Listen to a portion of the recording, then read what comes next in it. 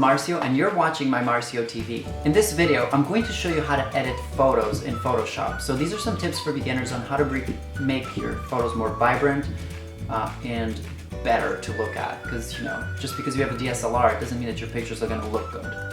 No, seriously, a lot of people think that just because they're shooting on a DSLR that the pictures are going to automatically come out beautiful. And there is some truth to that. In comparison to a point and shoot and your cell phone, a lot of the photos can already look better by comparison. And that's because of usually the lower aperture. It's able to take in more light, it's able to blur the background while the subject stays in focus. But these photos really shine. Once you have caught all of that detail, you'll be able to edit everything else in Photoshop or Lightroom or an equivalent application. Now, there's a couple of tips I always try to give people when they're starting photography, and one is always shoot in RAW. It's true that RAW does take more memory, it allows you to store less pictures, but the beauty of shooting in RAW is that you can then take it to an application like Photoshop and you can tweak the colors as if it was a negative on those old school cameras. But I have learned a lot of tricks along the way that make my pictures look way better. And this was actually one of the frustrations I had when I first started doing photography. One was I bought a DSLR, I took an amazing picture, but on the computer it looks always in comparison to everybody else's. And I'm like, what is the difference? You know, everybody takes these pictures, but their colors look so vibrant, they look brighter, and mine, they always look gray and washed out. And as you'll see in this video, it's because of a few techniques that we use in Photoshop by playing with brightness, contrast, and shadows, vibrance, and I don't know, exposure settings. There's a bunch of things you can tweak on these pictures that will allow you to make your photo even better. Now, the video actually ran a little bit over 10 minutes, or at least the recording did, so I am going to break this into a 3-part video. That way you don't have to sit through a 10-minute video, because I know how the internet attention span is, so I don't like long videos either. So I'll try to shorten this as much as possible. In this tutorial, we're going to look at 3 photos. One is going to be of an outdoor scene or an outdoors picture. The other 2 are going to be of people. One person, we're going to enhance the colors, and in the other photo, it was taken in a very dark, it was already like late at night, and even though I brought the shutter speed down, the photo still came out dark and it looks kind of bluish. So I want to make sure that I bring those colors up to a warmer tone, and I also want to make the picture look like it was taken during the day. So let's start with the first photo of outdoors and how to enhance the colors.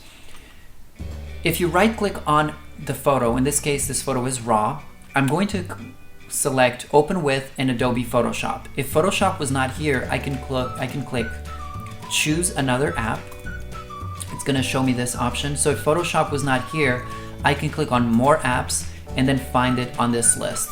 Because Photoshop is already up here, I'm going to select it, and if I always want Photoshop to open this type of file, which is a RAW file from Canon 70D, it's .cr2, I would check this off and click OK.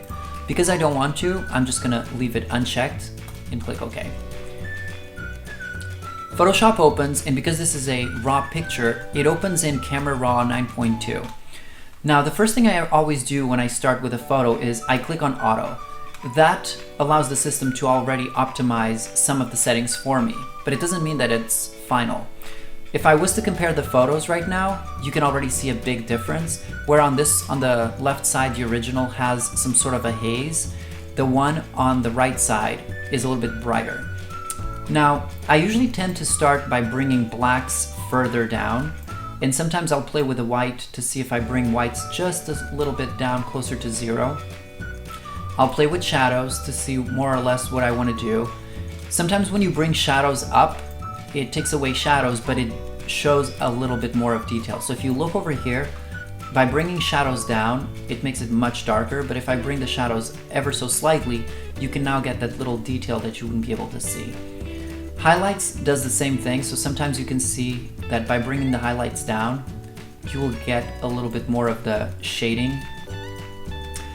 After that, I like bringing Vibrance up. Now, I'm going to come back to show you. So we have right now the, what do you call it?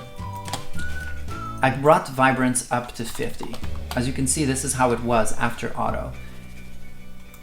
When I bring it up, you can see how much bluer and warmer the picture becomes. And at some point you might think that this is too much, but I do like how vivid the skies are in comparison to the original color and the ocean. But I'm going to now bring saturation down ever so slightly so that I still have these intense blues, but I don't have a color that just looks like it's bleeding out color. And I'm pretty satisfied with this, but sometimes I'll still play with exposure as well. I'll bring exposure ever so slightly up or down. So if I'm satisfied with these colors, I could go ahead and just click open image.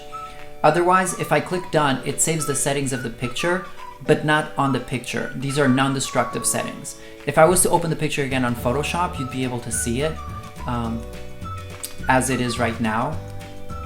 Otherwise, when you open the picture on a different application, it will just be the way it is. But as you can see, the picture looks much nicer. So thanks for watching this video, guys. I actually broke this video down into 3 parts, and the reason I did that was because the videos were a little bit longer than I anticipated. I tend to talk a little bit too much, so I'm hoping that by breaking the video into 3 parts, other people will be able to find them based on different criteria, and that you don't have to sit through 10 minutes to watch what you actually want to watch. And if you found this video helpful, feel free to subscribe, share, like, and give it a thumbs up. It lets other people know that this was a good video, or give it a thumbs down if you really think it's horrible. It at least allows me to know that this was not a good video, and I will try to do a better job next time, because, you know, my self-esteem depends on you, internet. So I'm hoping you're being honest with me.